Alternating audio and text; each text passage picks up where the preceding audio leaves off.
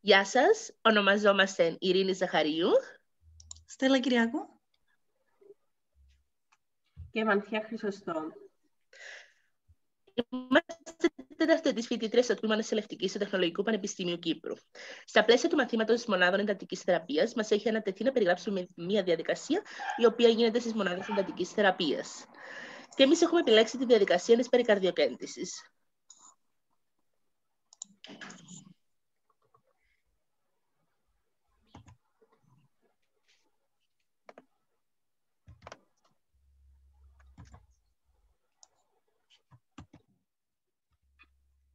Όπως μπορείτε να δείτε, θα αναφερθούμε στο τι είναι η υπερκαρδιοκέντηση, την ανατομία αλλά και την φυσιολογία της καρδίας, τι είναι ο καρδιακός επιβωματισμός και από τι προκαλείται. Θα αναφερθούμε στις ενδείξεις αλλά και στις αντενδείξεις για τη διαδικασία της περικαρδιοκέντησης. Θα σας εξηγήσουμε τη διαδικασία, τα εργαλεία που χρησιμοποιούνται αλλά και τα υλικά, τις επιπλοκές και τους κινδύνους που διατρέχει μια περικαρδιοκέντηση και τι πρέπει να προσέξουμε μετά την περικαρδιοκέντηση σαν νοσηλευτές.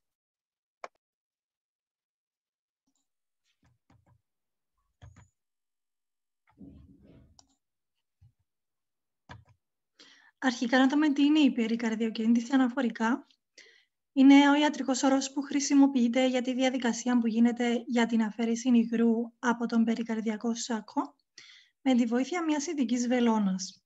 Η περικαρδιοκέντηση γίνεται σε ασθενείς με μεγάλη περικαρδιακή συλλογή ή με καρδιακό επιπωματισμό, ενώ μπορεί να χρησιμεύσει τόσο στη θεραπεία όσο και στη διάγνωση του αιτίου της περικαρδιακής συλλογής. Η περικαρδιοκέντηση είναι μια διαδικασία που μπορεί να γίνει είτε έκτακτα είτε προγραμματισμένα. Αυτό εξαρτάται από το πόσο μεγάλη είναι η συσσόρευση του υγρού και με πόση ταχύτητα γίνεται η συσσόρευση ή όταν η επικείμενη αιτία του καρδιακού επιπωματισμού δεν είναι γνωστή. Συνήθως γίνεται σε μονάδες εντατικής θεραπείας όταν είναι επίγουσα και σε δωμάτια χειρουργείου όταν είναι προγραμματισμένη. Η επίγουσα περικαρδιοκέντηση γίνεται όταν παρουσιαστούν κλινικά σημεία και συμπτώματα που απειλούν τη ζωή του ασθενή ή που μπορεί να προκαλέσουν περαιτέρω βλάβη στην καρδία. Η επίγουσα περικαρδιοκέντηση, η προγραμματισμένη περικαρδιοκέντηση γίνεται συνήθως όταν η συσσόρευση του υγρού δεν γίνεται με ραγδαίο ρυθμό και μετά στέλνεται το υγρό στο εργαστήριο για να ελεγχθεί και να βρεθεί η αιτία που το προκάλεσε. Συντηρητική αντιμετώπιση με κορτικοστεροειδή μπορεί να γίνει μόνο αν η κλινική κατάσταση του ασθενούς το επιτρέπει, δηλαδή αν δεν υπάρχει σοβαρή υπόταση ούτε ραγδαία επιδείνωση και εφόσον η αιτία είναι γνωστή, όπως για παράδειγμα στο σύνδρομο μετά από περικαρδιοτομή ή σε μια νεογενής περικαρδίτιδα. Και σε αυτήν την περίπτωση όμως απαιτείται στενή παρακολούθηση του ασθενού σε τμήμα του νοσοκομείου όπου υπάρχει δυνατότητα για άμεση εφαρμογή περικαρδιοκέντησης αν χρειαστεί ή να προγραμματιστεί για το άμεσο μέλλον.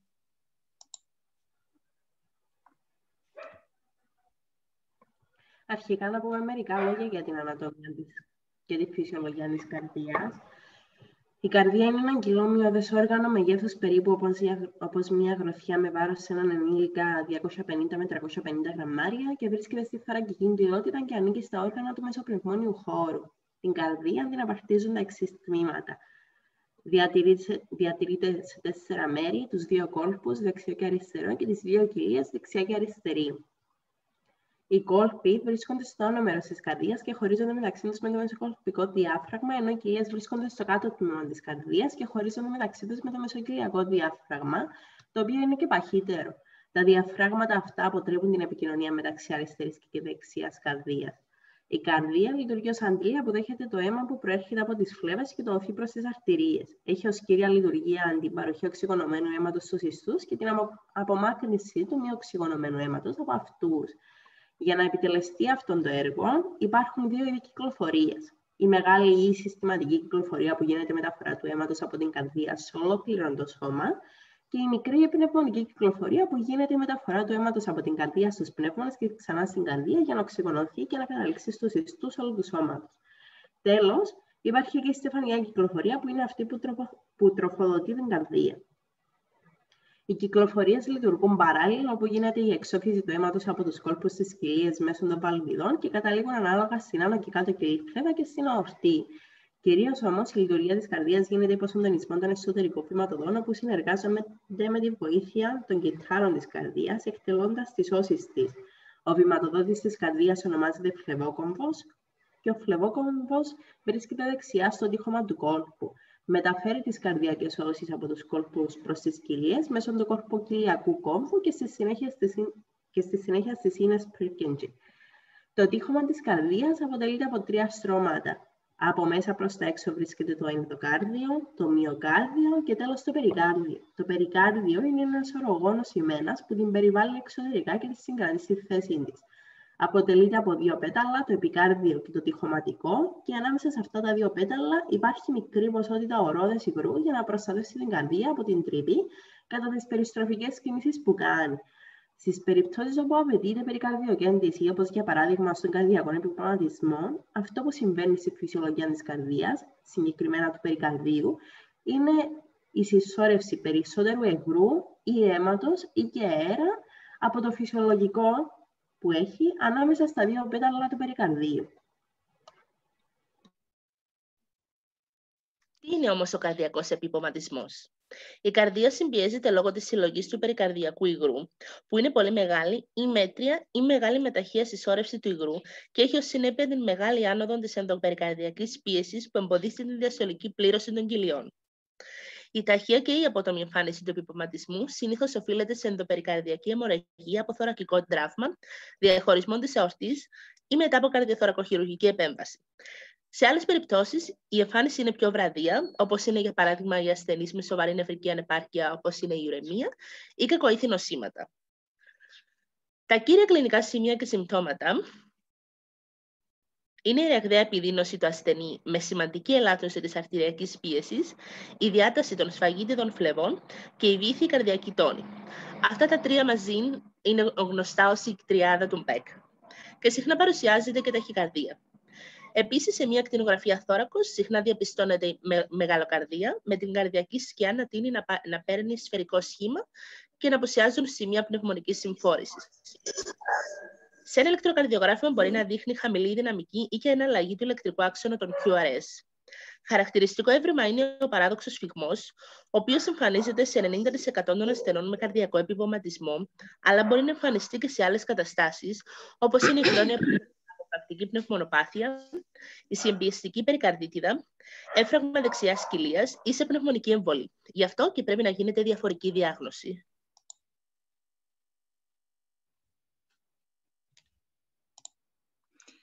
Πότε συμβαίνει όμως ο περικαρδιακός επιπωματισμός? Μπορεί να εμφανιστεί ως επιπλοκή από οξία περικαρδίτιδα όταν η συλλογή του υγρού στο περικάρδιο είναι πολύ μεγάλη και παρεμποδίζεται το έργο της καρδιάς, και συχνότερα σε επιπωματισμό οδηγούν η ιογενής, η νεοπλασματική, η ουρεμική περικαρδίτιδα, η ρήξη κοιλίας μετά από έμφραγμα μυοκαρδίου ή μετά από θωρακικό τραύμα. Επίσης, άλλα αίτια που μπορεί να προκαλέσουν αύξηση του υγρού στον περικαρδιακό χώρο είναι η φλεγμονώδης περικαρδίτιδα, που μπορεί να είναι είτε εξυδρωτική είτε ποιώδης, η βακτηριακή λοιμώξη της καρδιάς ή του περικαρδιακού σάκου, σε καρκίνο, σε παθήσεις του νοσοποιητικού συστήματος, από παρενέργειες από συγκεκριμένα φάρμακα, η ακτινοβολία, μεταβολικά αίτια, μύκητες ή και παράσιτα. Για να συνεχίσουμε στη διαδικασία καρδιοκέντησης, πρέπει να υπάρχουν και οι ενδείξεις. Συνήθως οι ενδείξεις είναι όταν κυρίως οι ασθενείς έχουν καρδιακό επιπλωματισμό, είτε είναι αμυνοδυναμικά σταθείς, σε μέτρια ή μεγάλη συλλογή υγρού στην περικαρδιακή κοιλότητα που δεν ανταποκρίνεται σε ιατρική θεραπεία ή σε υποψία θυματιώδους βακτηριακής ή νεοπλασματικής περικαρδίτιδας, είτε σε περίπτωση χρόνιας πάνω από 3 μήνες μεγάλης περικαρδιακής συλλογής, περισσότερη από 20 μιλιλίτρα σε υπερηχογράφημα σε διαστολή, και τέλος, όταν υπάρχουν ενδείξεις συμπίεσης της καρδίας ή άλλων δομών και όταν χρειάζεται να διευκρινιστεί η αιτιολογία επίμονης ή προοδευτικής περικαρδιακής συλλογής μέτριου ή μεγάλου μεγέθους. Φυσικά όμως υπάρχουν και οι αντενδείξεις της περικαρδιοκέντησης. Σε περιπτώσεις ήπιας ή μέτριας συλλογής υγρού χαμηλότερης από 20 mm δεν ενδεικνύεται περικαρδιοκέντηση λόγω της χαμηλής διαγνωστικής ισχύς. Η ιογενής ιδιοπαθής περικαρδίτιδα συνήθως είναι αυτοπεριοριζόμενη και απαιτεί μόνο θεραπεία με αντιφλεγμονώδη. Υπάρχει όμως υψηλός διαδικαστικός κίνδυνος σε σύγκριση με τη χαμηλή διαγνωστική της απόδοση. Σε ανέβρισμα ορτής ή σε ρήξη του μυοκαρδίου μετά από έμφραγμα του μυοκαρδίου, λόγω πιθανού κινδύνου επιδείνωσης του ανεβρίσματος ή της ρήξης μέσω γρήγορης αποσυμπίεσης και αποκατάστασης της συστηματικής αρτηριακής πίεσης. Ωστόσο, εάν η χειρουργική αντιμετώπιση δεν είναι άμεσα διαθέσιμη ή αν ο ασθενής είναι πολύ ασταθής, μπορεί να γίνει προσπάθεια της περικαρδιοκέντησης και αποστράγγισης πολύ μικρών ποσοτήτων αίματος, προκειμένου να διατηρηθεί η αρτηριακή πίεση περίπου σε 90 στήλες υδραργύρου, ως γέφυρα για χειρουργική επέμβαση έκτακτης ανάγκης. Σε μη διορθωμένη πήξη ή σε αντιπικτική θεραπεία, ή θρομβοκεθαροπενία, όπου τα αιμοπετάλια είναι κάτω από 50.000, ή σοβαρή πνευμονική υπέρταση, σε οξεία καρδιακή ανεπάρκεια δεξιάς κοιλίας.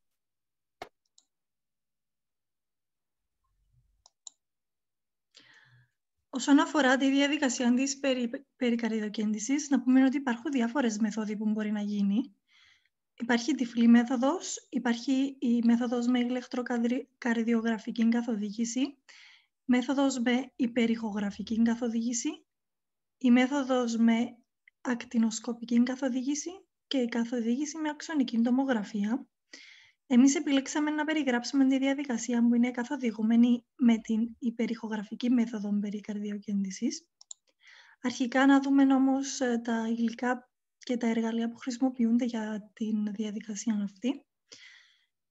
Χρειάζεται η αποστηρωμένη χειρουργική ποδιά, τα αποστηρωμένα γάντια, αντισηπτικό, αποστηρωμένο χειρουργικό πεδίο με οπή, ξυλοκαΐνη, βελόνα για ξυλοκαΐνη, βελόνα παρακέντησης, το σύρμα οδηγός, σύριγγες 10, 20 και 60 ml, ένας pigtail καθετήρας 40 cm, ένας σάκος περισυλλογής, ράματα, βελόνες ραφής, γάζες, νηστέρι, κάνουλα 3 οδών και χρειάζεται και το υπερηχογραφικό μηχάνημα.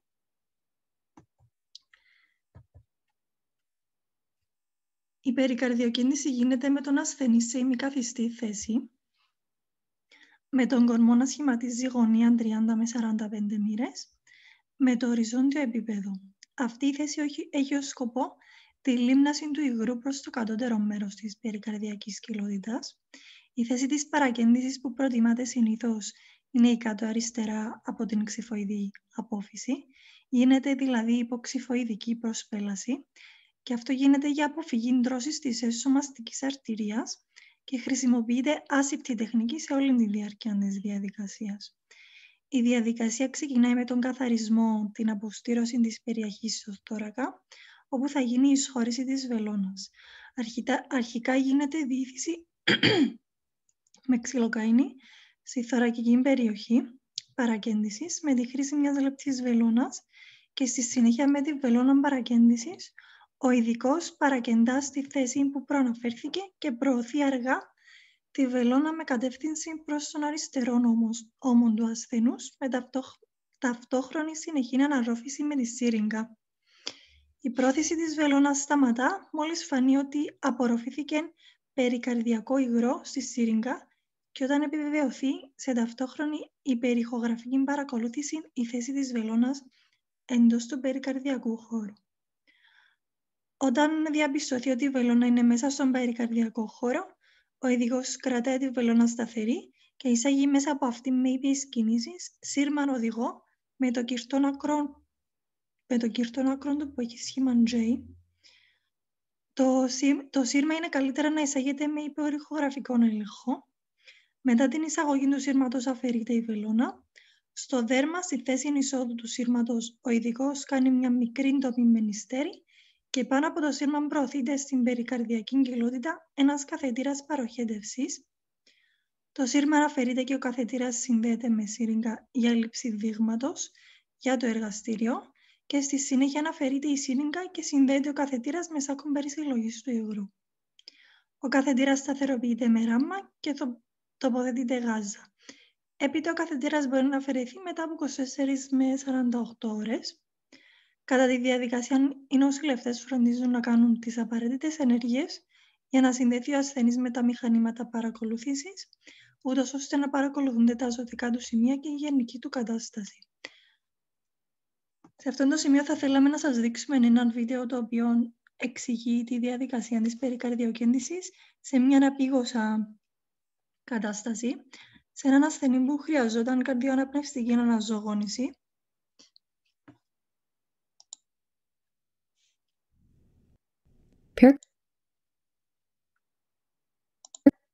Cardiocentesis is performed in patients with cardiac tamponade in order to restore cardiac output. In this video, we will be demonstrating the blind technique that is used when a patient has an emergent need for pericardiocentesis, such as when a patient is receiving active cardiopulmonary resuscitation. It should be noted, however, that whenever possible, this procedure should be performed by a specially trained healthcare professional under ultrasound or fluoroscopic guidance. Then the T-connector can be attached to the spinal needle and the three-way stopcock to the T-connector. When the syringe is full, the stopcock can be turned off to the patient to allow emptying of the syringe into a container without having to disconnect the syringe repeatedly. Alternatively, the syringe can be disconnected from the T-connector, emptied, and then reattached. Both of these techniques reduce the risk of accidentally dislodging the needle from the pericardial space while manipulating the syringe. And both are most easily accomplished with the second provider manipulating the syringe while the first provider stabilizes the needle. During active cardiopulmonary resuscitation, the patient will be in supine position. The xiphoid process should be palpated, and a subxiphoid approach, which is between the xiphoid process and the left inferior costal margin, will be the most optimal approach to use when a patient is actively receiving CPR. Skin. During active cardiopulmonary resuscitation, the patient will not require local anesthesia, but this should be considered for elective or semi-urgent procedures. Connect the syringe to the needle gently so that it may be easily removed without disrupting needle position. Cardiopulmonary resuscitation should be briefly paused during the advancement of needle and aspiration of syringe. Insert the spinal needle in the subxiphoid region between the xiphoid process and the left inferior costal margin. Angle the needle underneath the ribcage no more than 45 degrees to the patient's skin and aim the needle towards the patient's left shoulder as you continuously aspirate the syringe. Short, quick jabs, as opposed to slowly advancing the needle, are required in order to penetrate the parietal pericardium and to not tent it against the visceral pericardium.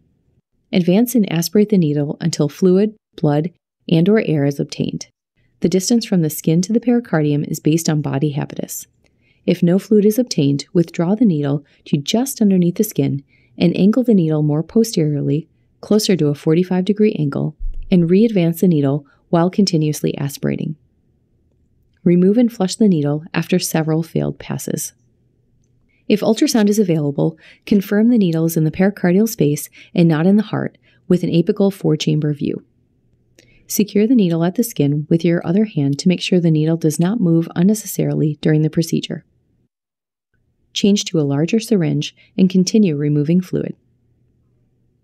Remove the needle when you can no longer aspirate fluid, and remember to resume cardiopulmonary resuscitation. This concludes the video on pericardiocentesis during cardiopulmonary resuscitation.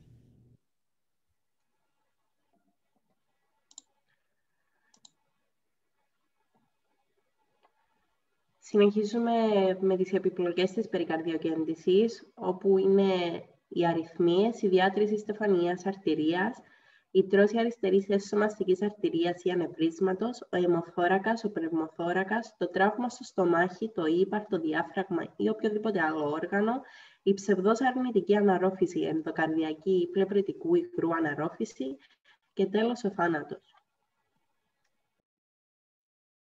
Τι πρέπει εμείς να προσέξουμε όμως σαν νοσηλευτές μετά την διαδικασία της περικαρδιοκίνησης? Να πρέπει να παρακολουθούμε τα ζωτικά σημεία στο παρακλίνιο σύστημα παρακολούθησης. Τα ζωτικά τα οποία θέλουμε να ελέγξουμε είναι η αρτηριακή πίεση, η καρδιακή παλμή, το επίπεδο οξυγόνου, ο αριθμός αλλά και ο ρυθμός των αναπνοών. την παρακολούθηση του σάκου περισυλλογής για την ποσότητα του παροχετευμένου υγρού και καταγραφή, καθώς και για την αποφυγή του μπλοκαρίσματός του. Υπερηχογράφημα για να ελέγξουμε αν γίνεται επαναπλήρωση του περικαρδιακού σάκου και μία ακτινογραφία θώρακος για να ελέγξουμε αν έχει τρυπηθεί ο πνεύμονας κατά τη διαδικασία της περικαρδιοκέντησης. Εδώ, όπως μπορείτε να δείτε, σας παραθέτουμε τη βιβλιογραφία την οποία έχουμε χρησιμοποιήσει για την παρουσίαση σήμερα.